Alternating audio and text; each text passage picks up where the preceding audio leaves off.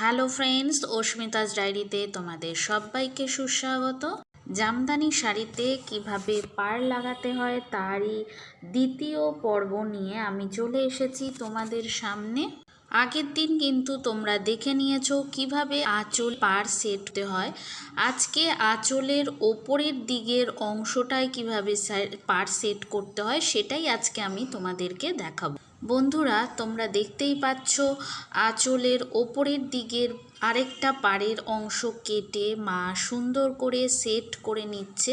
পাড়ের ওপরের দিকটা আর নিচের দিকটা খুব সুন্দর করে একইভাবে একই নিয়মে কিন্তু সেলাই করে সেট করে নিতে। তাহলে তোমরা দেখতেই পেলে বন্ধুরা, আঁচলের ওপর দিকের অংশটা পুরোটা কিন্তু সেলাই করে সেট করে নেওয়া হয়ে গেছে।